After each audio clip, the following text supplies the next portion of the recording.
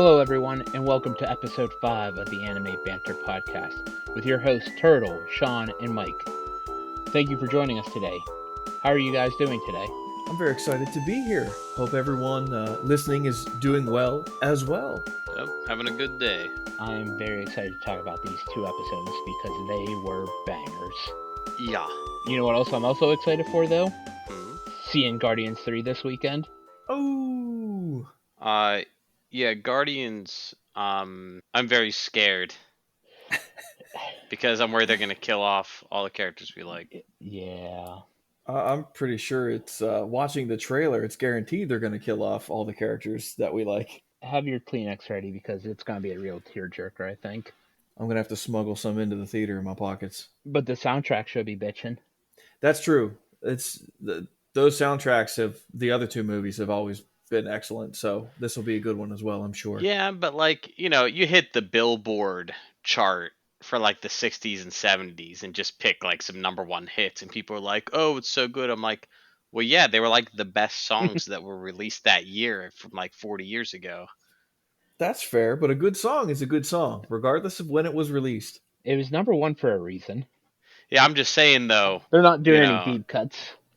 yeah, yeah, exactly. There's nothing like no No, deep cuts. That's a no good way to deep put it. cuts, no B sides. Yeah. Shall we jump into the anime? Let's go. Today we are talking about episodes 9 and 10 of Chainsaw Man. Episode 9, From Kyoto.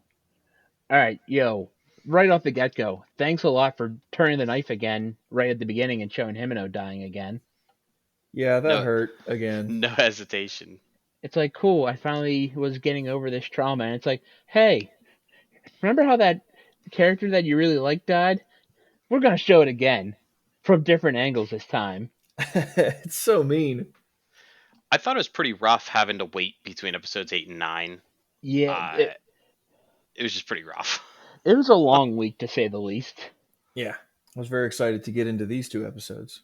So then we see the girl and Katana Man talking, and I don't remember if we've heard this girl's name before or not, but she's dealing with the Yakuza, and it seems to be Katana Man's handler of sorts. And she says that their target is Denji's heart. They don't care that Power fled, and they're getting ready to go take care of Denji. And we saw the remains of one of the Ghost Devil's hands walk up to Denji and rev his chainsaw up. And it's like, hold on. The Ghost Devil looked to die. Like, it floated away into the void whenever the snake swallowed it. How did this hand walk over to Denji? And you would think with Himeno's death, their contract would be null and void. So it's like, this an imprint of Himeno on the Ghost Devil doing this? Or like, what was the point of it? I'm going to say it's still leaning into Himeno's contract because at the end, she said, I'll give you everything I have, so give me everything that you have. So the Ghost Devil got everything of Himeno, so the least it could do is, pull the cord to revive Denji. I don't know if it's like Himeno's will, or if it's the Ghost Devil wanting one last bit of revenge, or maybe Himeno and the Ghost actually had a good thing. I don't know. Could be a bit of both. So Denji gets up, is in Chainsaw Denji mode, calls the two of them bad guys. He's very excited. He's like, yes, I love killing bad guys because no one cares how I kill you. And we get Katana Man versus Chainsaw Denji. Sunday, Sunday, Sunday. You guys and your wrestling. It should be on pay-per-view. Pay-per-view, streaming, all the cable, put it everywhere. Sell the tickets. It's packing the house. So they're fighting. Denji's not really getting any offense in. Like, he's throwing attacks, and Katana Man is just blocking everything. And then Katana Man gets a good stab in a Denji, and Denji's like, ow, that actually hurt. Like, when did I get stabbed? And then two random guys show up and start shooting Denji. And Denji realizes, shit, I'm outmatched. Let's take out these random guys. He drops the chainsaw elbow from the top rope on the dude's head. And then Denji threatens this random guy saying, yo, back off, or this dude is dead, and there's going to be some special on ground beef. I love Denji's dialogue for this scene. The line about the ground beef and Katana Man like crouches down real low and Denji's like, "Yeah, sit your dumb ass down." I was like, don't egg him on. It's like when you're asked if you're a god, you say yes. So Denji's egging the guy on, like, yeah, sit your ass down, respect the real number one. And then Katana Man's like, all right, screw this, and he cuts them both in half. And by God, he is broken in half. It's like he's there and then he's gone, and you see him appear behind Denji and the random guy, and then they both just like fall in half. Oh, well, that's an option, yeah. Yeah, also, Mike, I'm enjoying all the wrestling references.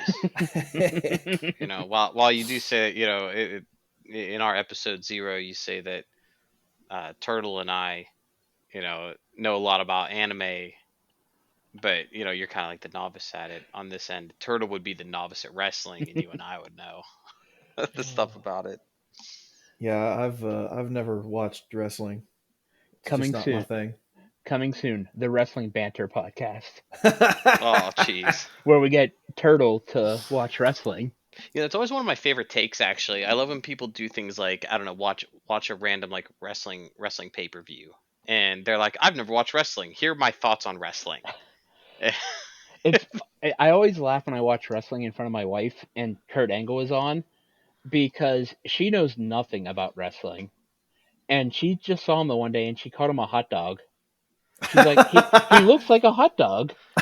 That's probably the nicest thing Kurt Angle's actually been called. Oh boy. Well, I don't know. Maybe if enough people want, maybe we can do that as a special episode. I'm not against it. We can fire up Peacock to watch some old school wrestling. So, fight's over, and talk about a squash match. Like, Denji didn't get shit for offense in. And so, fight's over. Katana Man's exterior melts away as he turns back into a human. So, much different than what we see with Denji. And Katana Man doesn't have the exhaustion level that Denji has after a fight, at least immediately. Yeah, he seems pretty drained after all this. But it didn't seem like it really hit him until they got outside to the van. Yeah. Like when he first turned back into a human, it's just like, yeah, okay, we're good. But I do have some thoughts on that, right? And did they, I can't remember where we heard this. Did they say all this was orchestrated by the Gun Devil? They were saying that the Gun Devil wanted Denji's heart. Right. So like, I wonder if like, how they swallow like the bullets and they get stronger. Yeah. I wonder about Katana Man. Did he potentially like swallow a bullet and that's like fueling him? That's a good question. So then we see the aftermath of the Yakuza attack, just all the dead public safety officers. And we go to the train and we see some people trying to figure out, okay, what do we do with Makima? And all of us, it's like, oh, just kidding. She was here. She was dead.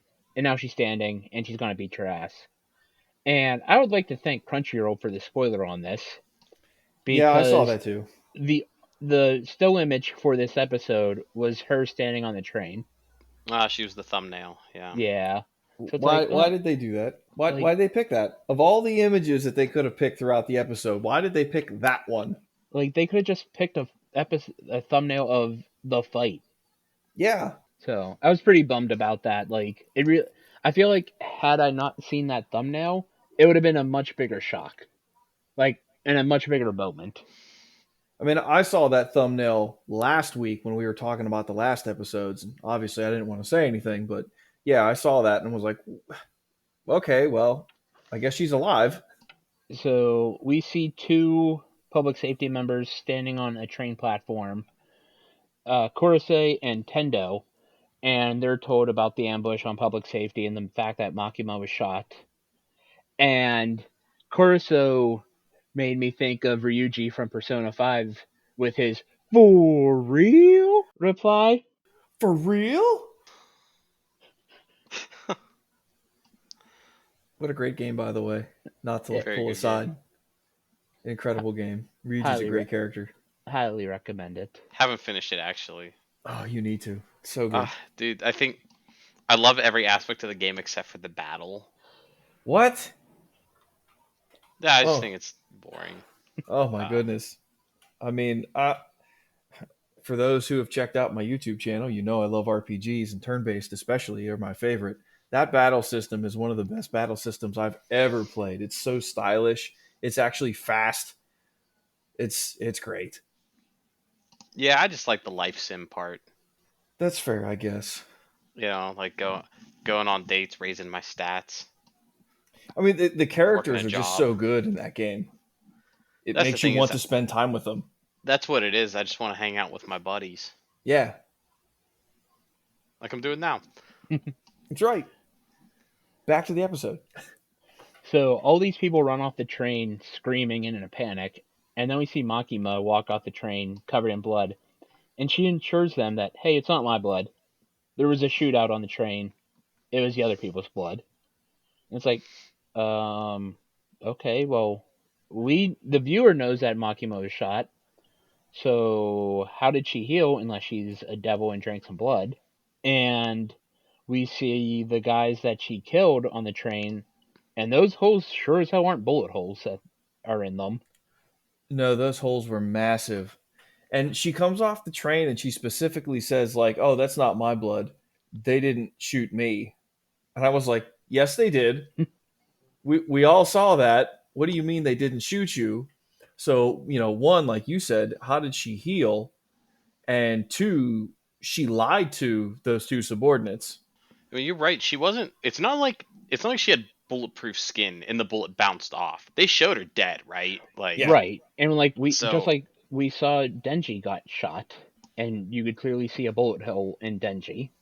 So like Yeah. when she was shot, there was blood all over her face, and it was her blood. Well, Denji is pretty much immortal. That's true. We need some answer show. But is Makima immortal? Ooh, she has a contract with the immortal devil.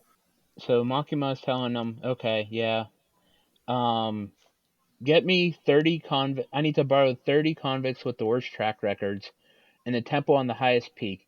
And when she said that, I'm like, this sounds like the beginning of a really bad joke. So there were 30 prisoners in a temple. Yeah, I don't know where to go from there. Yeah.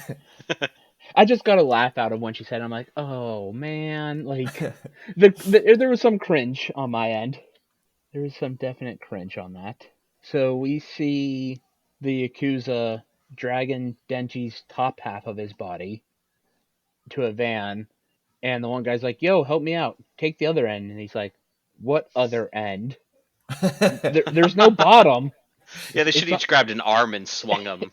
Yeah, like put them up over your shoulders or something." And then the one guy's like, I don't feel so good. Something feels off." And they're like, "Stop fooling around. Just move your ass." He's like, I don't feel so good, Mr. Stark. And then all of a sudden, he just fucking implodes and blood goes everywhere. And I was not expecting this at all. No, I was in shock. And then another one implodes, and you're like, what the hell is happening? Like, who is doing this? Like, all you see are these crows come in, but like, you don't see anyone else. There's no one to help, like, from public safety in the vicinity. You're like, what the hell is going on? And then we see Makima at the temple, and she's the only one not blindfolded. Kurose and Tendo are, and they're even like, why the hell do we have to be blindfolded? And the 30 convicts are blindfolded. And Makima is moving her hands in a way to contort the Yakuza's bodies and making them implode.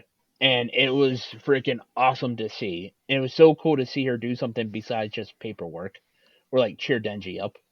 Yeah, she terrifies me now.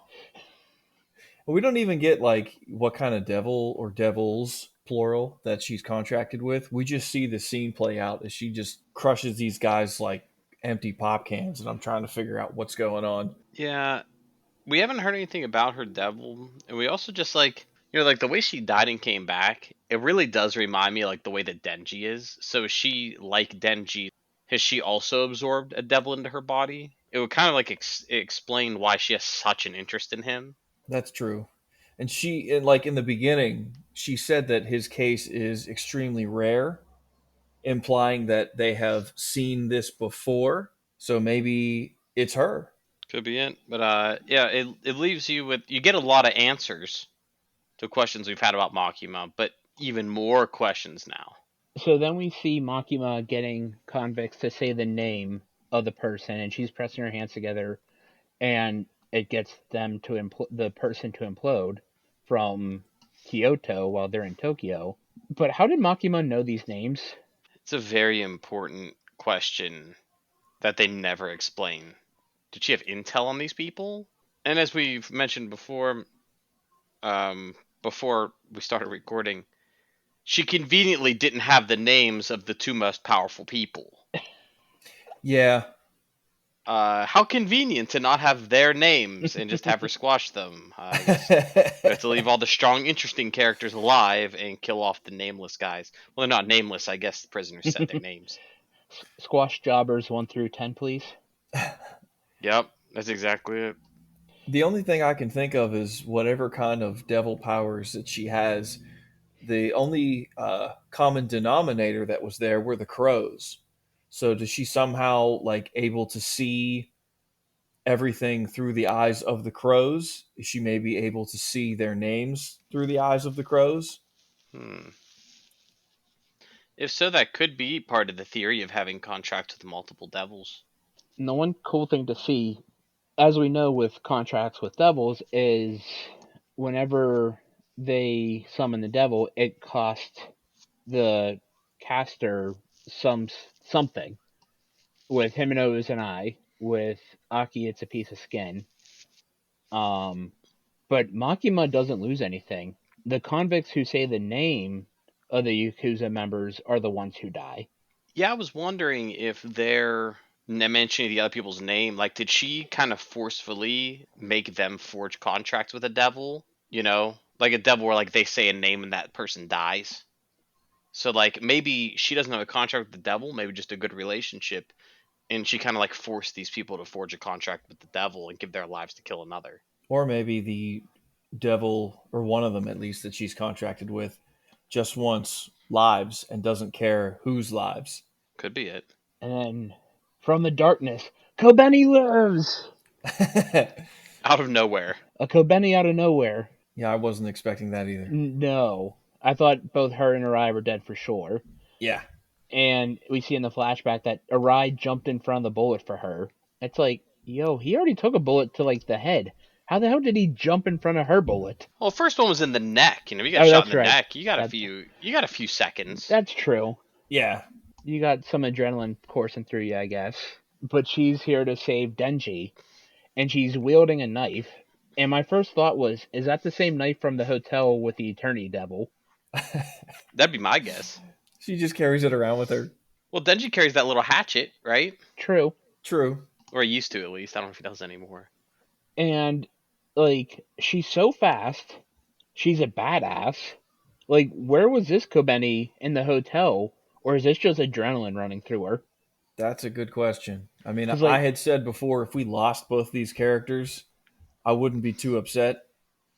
And we've lost one of these characters, and I want to sort of take that back and throw some props to Arai for jumping in front of the bullet to keep Kobeni alive, and then Kobeni actually showing us what she can really do. So yeah, I, I have some interest in Kobeni now.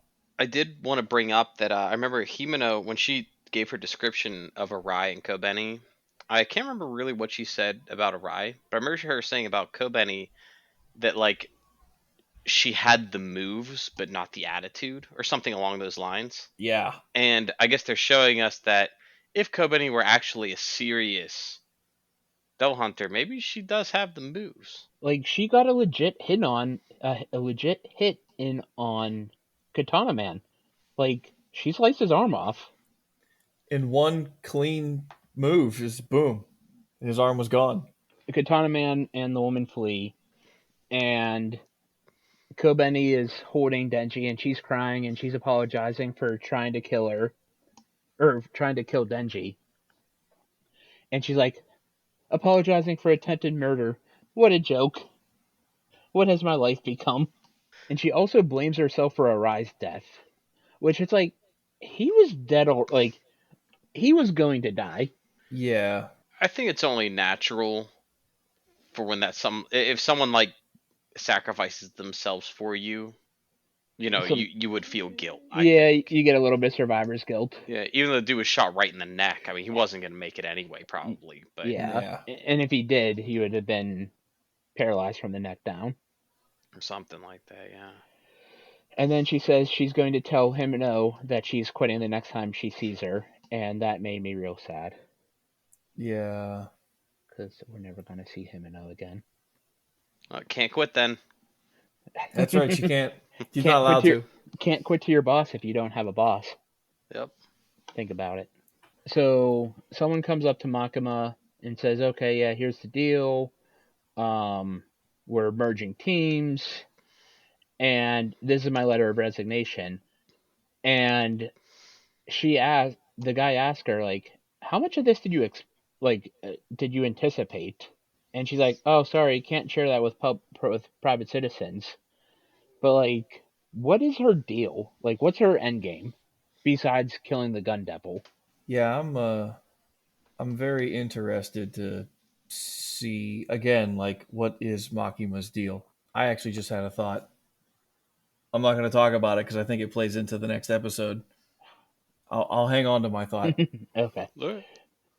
So then we see Kurose and Tendo saying, "Hey, we aren't joining you in Tokyo. We're staying here." And Makima made a comment, and to me, it sounded sinister. Like she's like, "Oh, that's a shame. The dining in Tokyo is to die for." And like maybe I'm just reading into it too much, but it just seemed like a weird way to phrase it. In this episode in particular, she seems very cold and emotionless that I was not expecting from her. Yeah, she was. I think cold was definitely the right word for it. It seemed like in a lot of ways she was kind of just like expecting all these people to die. But you wonder how many subordinates has she seen die, and is she kind of just like numb to that? Yeah, maybe it reaches a certain point where you just don't think about it. But like, yeah, her phrase here, to die for. It's like, lady, your whole squad of like 1 through 4 are almost all dead. It just happened. You're like, oh yeah, the dining's to die for. Read the room, lady. And you just killed 30 yakuza members Yeah, and 30 convicts. it's brutal, absolutely brutal, and she's So totally unfazed. By the way, it seems like it wasn't the first time she did it. You know what I'm saying? She's not finding out a new power. How yeah, many people has she killed this way? That's what I want to know. Yeah, that's a very good question. I'm gonna assume a lot. Yes. I mean, you have to figure it how the amount of people she kills is doubled because it's the person that she kills and the convict dies as well. That's true. So that concludes episode 9. Turtle, do you want to talk about the end credit song? Yeah, this particular song uh, also made me want to weep. The song is called "Deep Down" by Aimer, Aimer. It's a very beautiful yet somber ballady type song in the beginning, and then about halfway through, when it hits the chorus, it shifts to this like pop rock R&B kind of song. It's actually a really pretty song. The visuals are like, they're again really grotesque. It's like a lot of blood and like entrails that are morphing into other things like eyes and people's hands. Um, and of course, the first thing that they show in the beginning of the video, when it's slow and somber and ballady, is Himeno disappearing yet again. Stop doing that, damn it! It's making me sad.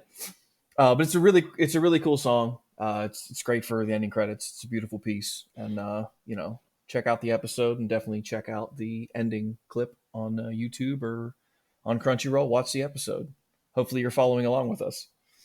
So that brings us to episode 10, Bruised and Battered. We start the episode seeing Denji, Power, and Aki in a hospital room. Aki is sleeping. Denji and Power are just sort of acting cordial, quiet, just sort of waiting for Aki to wake up.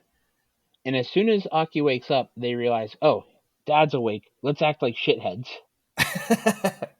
That's exactly what happens here. Like this episode, we've mentioned it numerous times throughout the podcast. Denji and Power, absolutely. I don't know how anyone could like ship these characters together because they have like like the brother and sister dynamic down to a T. Like Oh yeah, they're like you know 2 10-year-olds. absolutely. So the camera pans behind Aki, and we see one string of gray white hair. And I have to, Turtle, this is a question for you. Is this how it started for you? So, for those who don't know me, which I assume most of you don't, who are listening, uh, if you look on our avatars of us, I am the one with the white hair. I do not have all white hair. I usually like when I make an avatar, I usually pick all white hair, but I do have many strands of white hair. Basically, yeah, it started as a little patch of gray due to some panic attacks. I was in a bad spot in life, but I've moved past that now. Um, but yeah, it started as a little gray patch and then went white, and it's been doing its own thing ever since. Where it just keeps, I get white strands popping up all over the place. So, yeah, basically that's what happened. A traumatic event caused it to start changing color on me. You didn't use the curse sword, did you?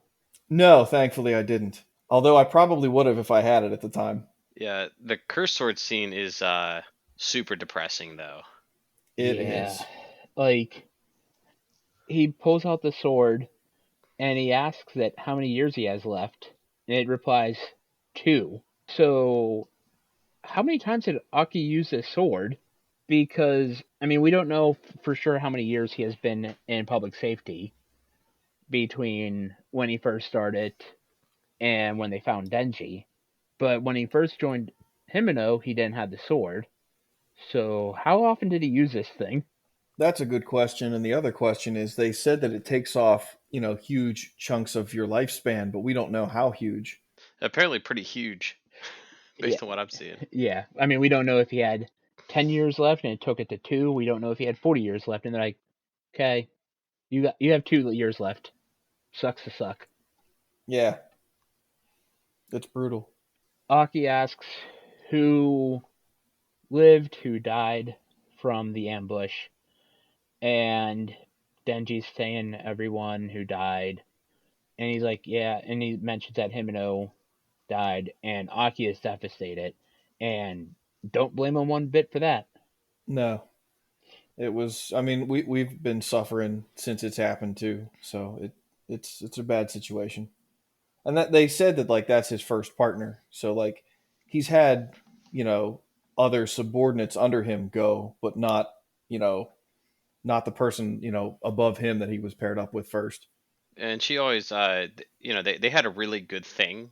Honestly, if he wasn't obsessed with Makima, I always thought that they like Himeno Aki was like, a better pairing than Makima I Aki, mean, but Himeno even every saw man is that. obsessed with Makima. Yeah. Himeno even saw them as a better pairing. Hmm. Like, she's like, yeah, he's hot. But she, like, deep down, as we see later in the episode, like, she truly cared for Aki. Yeah, she did. So Denji and Power leave the room. Denji comes back and he hears Aki just bawling, like crying his eyes out over all the death. And Denji has a moment of reflection, like, oh yeah, Himeno was my friend. She was the first person to call me a friend. Why am I not crying? And then he's like, if Power died, or Aki died, or any of these other people I work with died, I wouldn't care. He's like, if it was Makima, I'd probably cry for 3 days and then be fine. And then he's like, does that make me a piece of shit? Like, did my human heart get replaced with a devil heart and I just don't have emotion anymore? I liked that question. That's something like I never thought about until he said it. And I was like, oh, that's a good point. Maybe he really doesn't have emotion anymore. However, I will say, if you grew up the way that Denji did, you would be messed up emotion wise too, right? I mean, like he didn't have time to. He didn't have any support system in his life. Emotions are very bizarre for him. He probably doesn't know how to handle them Yeah. because he never had like anyone guiding him, like a no parents or siblings or anything like that, or even friends. It was just him and Pochita. So I don't know. He had no guidance um, on emotions.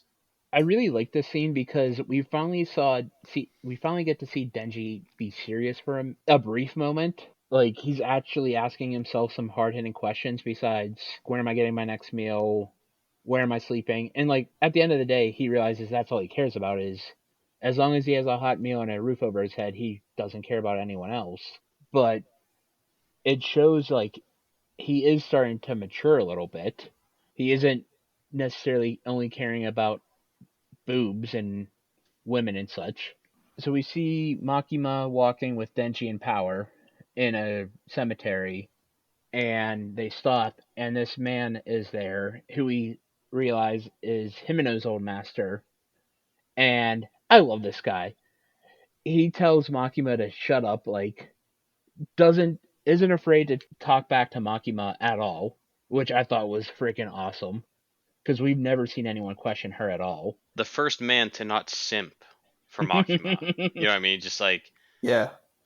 So we learned that this man is Kashibe, and he asked Denji and Power three questions: how they feel about their teammates dying, and they both say that they don't care, they're indifferent to it. He asked them if they want revenge, and they're like, "No, that seems like too much work. We don't that no, we don't want revenge." And then he asked them who would they fight for, humans and or devils, and both of them pretty much said whoever's the winning side, whoever's taking care of me the best. And he's like, "Yep, you guys aced the test. You got all of the questions right." I like when he's asking the questions, the first two questions anyway. Both Power and Denji are like, meh, whatever, okay. When he asks the third question, they both kind of perk up and they take a second to think about it, which I just thought was interesting. And then Denji's like, yeah, whoever takes the best care of me. And Power's like, whoever's winning. I do think that them taking a second to think about it kind of shows that like they're giving genuine responses. It's not like they're not trying to be funny. They're like, no, like this is actually kind of how we feel. I didn't realize it when I first watched it, but yeah, that's a really good point. And I love how Kashibe realizes both of them have some serious screws loose. Oh, yeah. Actually, now that you mention that, I was thinking about this and I forgot when they have the scene in the previous episode at the end with Kobeni when she's like, losing her mind. She pretty much just says like, "I'm going crazy," and she's like laugh crying, and I'm like, she's losing a couple screws here. It wasn't Kishibe the one who said that the best devil hunters are the ones with a few screws loose. That was Yeah. him, right? Yes. Yes, Yeah, that was him. Saying it to Himeno. So like that's why he likes these two so much, I guess, because they're just as crazy as him. and Kobeni's on her way. Oh, and maybe she'll power up then. She might. That's what I'm thinking. It said she has the skills. The only thing holding her back was her like her demeanor. So she's no longer scared. Maybe she'll kick some butt. I was scared when she was laugh crying. So Kashibe pulls them both in and acts like he's giving them a hug. He's like, "Yeah, I'm Kashibe. My hobbies include drinking booze, getting ladies, and making devils dead." And he also gets a kick out of being called master. What a man! And then he just breaks both their necks. He And just gave him a hug. a hug that broke their necks. Yeah. Bear hug. And after he explained his hobbies and being the fact that he likes being called master, is Kashibe a dom? Hmm. You know what? He might be. So Kashibe's like, "Yeah, the only difference between humans and devils is the fact that with blood you guys heal, we don't." And Denji's like, pretty much like, "Fuck you, Grandpa. I'll kill you. Like, you're not that tough." And I just love how Kashibe lays the verbal smackdown on Denji. He's like the first person to really call Denji out. Like, you're not a good devil hunter. Like, you only use brute strength, but you're not smart. And Kishibe is just going to town on Denji. It felt like The Rock laying a promo out on some Rudy Poo jabroni ass. Yeah, and let's face it, Power and Denji, they do run their mouth a lot. They do. Like they say a bunch of stupid stuff all the time, and they get cocky. And he's here to teach them they're not so hot. I think he says like, for some reason, the gun devil is after you, Denji, and since you keep getting your ass kicked in a fight, I have to fix that. I got a good laugh out of that. It's like, people aren't going to always be there to protect you. Start learning how to fight for real. Get good. Get good or get dead. You have to consider he's never been trained by anyone. It's all instinct. True. Instinct and horniness. Yeah. And that goes back to one of the previous episodes when I mentioned like if I had powers, I would spend some time to learn how to use them. Makes sense. Kishibe is fast as hell. Like, he stabs Denji and Power before they can even react to him taking this step. And he stabs him a lot. Yeah. It's pretty great. Yeah, that whole scene is even like animation wise was really good. So we're back in the hospital, and Kurosei and Tendo walk in to Aki's room, or they're already in Aki's room, and we see Aki trying to summon the Fox Devil, and the Fox Devil's not showing up, and he's told, yeah, after your fight with the Katana Man, the Fox Devil is no longer honoring your contract. He pieced out. And they told him you have two options: either go private, or you have to sign on with a more powerful devil and go through hell.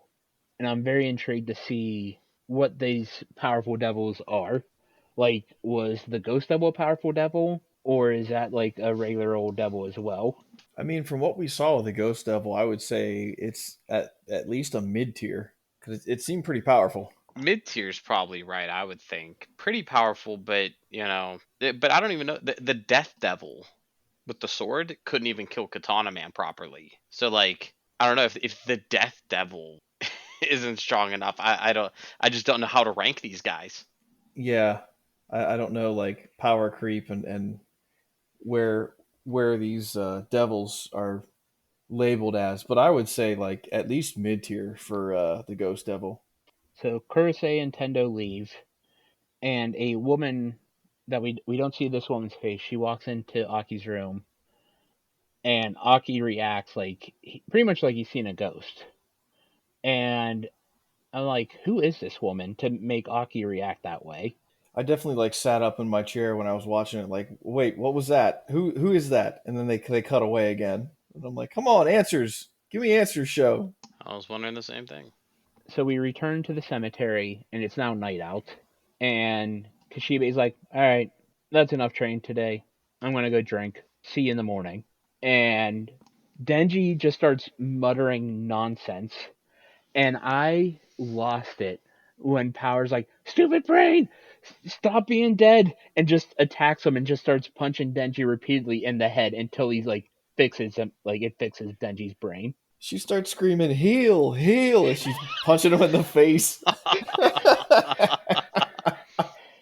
I mean, that's one way to play the healer character, I guess. Yeah. Yeah, he's been what do you call like he's the thing is like he's been shot in the brain, he's been stabbed in the brain, like all the stuff has happened to his brain. I guess it just goes back to the way it was, but I guess sometimes it configures a little wonky, and you got to hit it like the Fonzie thing, with And the jukebox start. Bam. A Heal. there Heal. has to be a meme out there of Power hitting Denji and going a. Well, what is it when it's first nightfall and Kishibe's like, it's past my bedtime, I'm out of here. It's like, yeah, I'm old. I'm going home or going to a bar. I thought that was really funny. Yep. And then Denji asked Power, "How many times did I die?" And she told him at least 20, but it could be more because she was unconscious. So the It's like I two didn't, I didn't count all the times you died while I was dead, so it could be more. so the two walk out of the cemetery and they realize, hey, we need to team up to take care of Kishibe. And I really wish we got a training montage for this training in the cemetery. We need a montage. Montage. Their montage would be so stupid though. Like It they would would be. train the dumbest way. It would Oh, it be, would but be it'd be hysterical. exactly. It'd be so funny to watch. So it's the next morning, and we see Power and Denji preparing an ambush for Kishibe. And I didn't catch it the first time I watched the episode, and I rewatched it, and I laughed so hard. The fact that these two were wearing glasses, thinking, "Hey, if we wear glasses, it's going to make us smarter, and our plan won't fail." I loved that so much. Once again, children. These dumb children. They don't even mention it. They just cuts to the next morning and they're both wearing glasses for no reason. I was like, oh no, this is not going to go well for them. So we see that Power has a blood spear, and we see pop bottles in the floor above them filled with blood. And Power summons a blood ambush. And Denji's just hanging out, like, all right, I'm gonna wait, I'm gonna wait, I'm gonna wait. And he's like, okay, now I'm gonna attack. And he jumps down, and Gashibe just hits Denji with the giant Chuck Norris roundhouse kick that's so good we see it 3 times from different angles. Yeah, I flinched a little bit when the first one hit. I was like, oh, because you're pretty sure that like he snapped his neck with that. And his glasses went flying. Yeah. All in all, the glasses were in pretty decent shape, all things considered. Yeah, they just had like a minor chip in them, it seemed like. Yeah. So they're pretty good glasses wherever Denji and Power got those glasses. They clearly did not give intellect a plus 10 bonus, They did not. Nope. nor did they increase their armor. Yeah, I'll say they didn't get any durability from them either. So Kachibe's like, alright, that was a good effort. Training's over for the day. You know the saying, it's 5 o'clock somewhere. I laughed really hard when he said that. And then we see Power is pretty much KO'd because she used too many blood weapons, and Denji didn't have a counterattack ready. And Denji's like, hooray, we're done. And then he looks up, and you just see a shimmering light coming at him. And Kishibe threw a freaking knife at him and killed Denji again for shits and giggles. I love it. He's like, okay, it's 5 o'clock somewhere. We're done for the day. And Denji starts to pull himself together and he lifts himself up. He's like, hey, Powie. He calls her Powie. I love that. Hey, Powie, did you hear that? We're done. And she's just lying on the floor like, yay. And then he takes the knife to the head. He had to teach him a valuable lesson. Don't trust someone when they say they're done for the day. I think Piccolo from Team 4 Star said it best. Dodge. But you got to think about it Dodge. though. Think about the gun devil kind of came out of nowhere and shot Denji in the head when the guy in the restaurant. Yeah. So like you have to be ready at all times for stuff like that. And You I never think know who's tailing you. instead of Kishibe actually like telling him that, I think he wants the two of them to figure that out for themselves. It's just going to take a while with these two. They have some thick skulls. He's just going to beat it into him. Yeah, but not so thick that a knife won't go through it. So we see Kurose, Tendo, and Aki walking in what looks to be some sort of prison. And they're like, okay, yeah, this is where we keep the most powerful devils when we are able to capture them alive. And they're just talking, and they're like, who's that girl that visited you? She was hot. And Tendo's like, dude, come on. Like, stop asking personal questions. And we find out that it was Himeno's younger sister, and she brought letters that Himeno sent. And we learned that Himeno's father wasn't doing well. And we realized, Aki finally realizes how much Himeno really cared about him. Like, in the letters, it made mention that she tried to get Aki to go private sector, tried to protect him from the gun devil. It's all stuff we knew as viewers, but it was really interesting to see it come to light. And if he would have gone private, if he would have agreed, she would have absolutely gone private. And there's a possibility that she wouldn't be dead now. So he has to feel extreme guilt probably Oh, absolutely. about all this. But at the Yeah, same time, there's also that part of him that refuses to let the Gun Devil go. So he's all kinds of tore up. and now it's even more personal. Yeah, Well, he had a choice, right? Yes. But he has doubled down. yeah. So they tell Aki, okay, you are going to try to make a contract with the Future Devil. The Future Devil is currently contracted to two other devil hunters. One gave up half their lifespan, the other gave up their sense of taste, smell, and both eyes, and then they hope he's able to make a good bargain. And so Aki goes into the room, and all we see of the Future Devil is one giant eyeball. I was definitely a little freaked out about that. Eyeballs are creepy. Yeah, I wonder what the future like. We know the Future Devil is a powerful devil. Like, what's its power? Obviously, it can tell. I'm assuming it can tell the future, but can it change the future? You ever seen like an anime where someone could view like 7 seconds into the future, and you could use that to like see in a fight like every move that someone could possibly make pretty much within the next 7 seconds, so you could always win. And I wonder if it's going to be something like that where you can always see like 5 to 10 seconds in the future. I have a theory. If Oh, you guys are ready for it, Yep. hit us. I had mentioned in the previous episode talk about I had a thought. This is what it was. So they say the future devil is contracted to two devil hunters. I think one of them is Makima. And I think what she gave up is the sense of taste, smell in both eyes because her eyes are not normal. I think her eyes came from somewhere else, maybe another devil. That has potential. I think maybe she used the future ability to see what was coming because the guy who gave his notice, like I'm quitting, so how much of this did you anticipate? Maybe she didn't anticipate; she knew it was going to happen. That is a good point. That's a good theory. Huh. And the thing with the eyes, whatever her eyes are, however she got her vision back from another devil, maybe that is what let her see through the crow's eyes and possibly even see those other the names of those people. So that's my theory. It's a definitely an interesting theory. I mean, we know she's super powerful, so I guess the question is she a devil or is she just contracted with a crap ton of devils? That's what I'm kind of wondering. Or is she a Denji hybrid type of guy? Yeah, it's very interesting. Yeah, that thought just hit me while we were talking in the last episode, and I was like, oh, ooh. It could also explain potentially how she knows these people's names.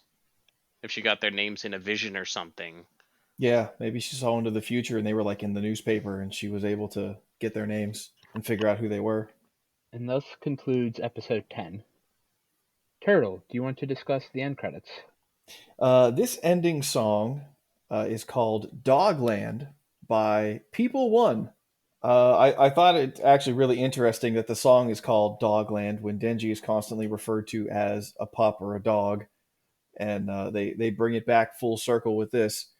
The song itself, it starts like an almost jazz rock kind of vibe, and ends up falling into this pop rock kind of chorus.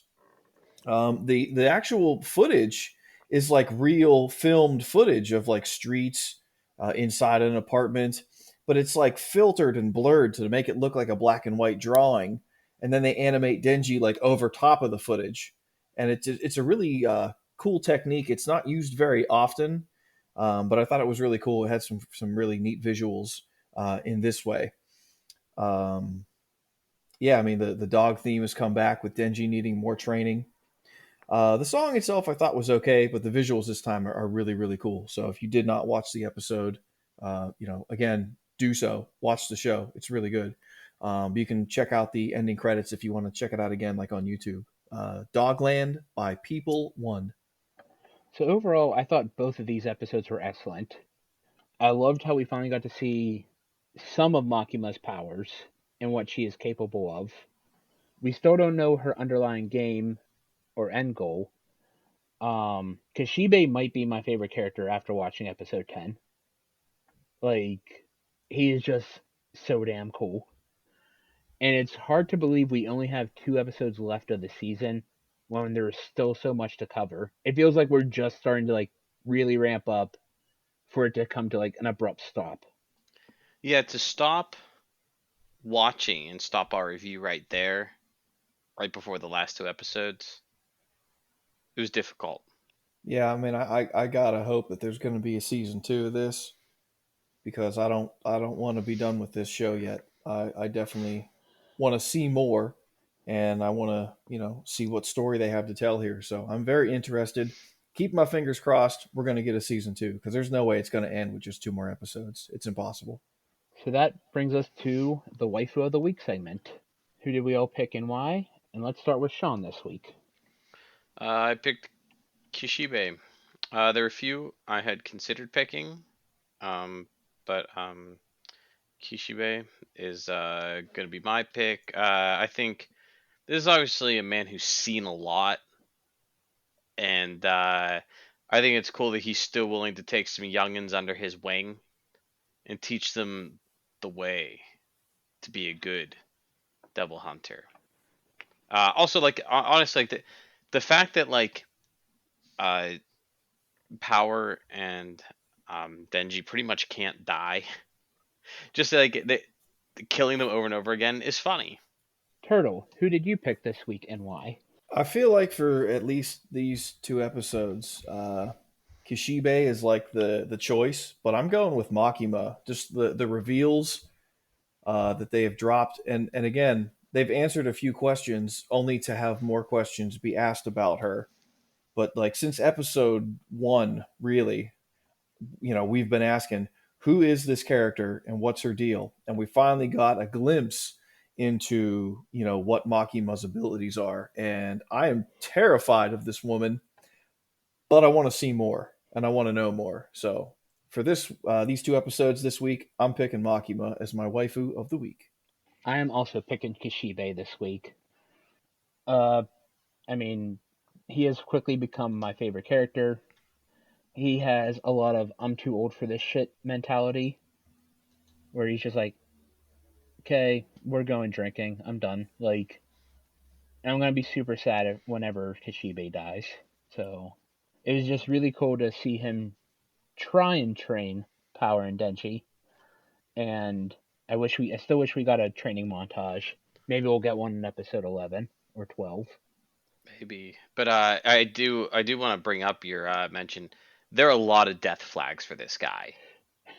Yeah. Like this man is absolutely going to die by the end of this, and he's Oh, probably going to do it saving Power and Denji, and that's just how it's going to be. oh yeah. I have already accepted that he is going to die, probably in the It, near future. it's that kind of show. And Like, he said like he's the best. And usually when the character says that, that means they're going out. we can only hope he goes out in a blaze of glory at least. Oh, you know he will. Thank you all for joining us this week as we watch Chainsaw Man. We hope you join us next week for episode 6 of the Anime Banter podcast, where we will watch episodes 11 and 12 of Chainsaw Man. Please give us a 5-star review on all platforms that allow reviews. Turtle, do you have anything you would like to plug? As always, you can find me on YouTube on my channel RPG Treasure Trove, where a friend and I will play through RPG games. Check it out if you're into that sort of thing. Sean, do you have anything you would like to plug?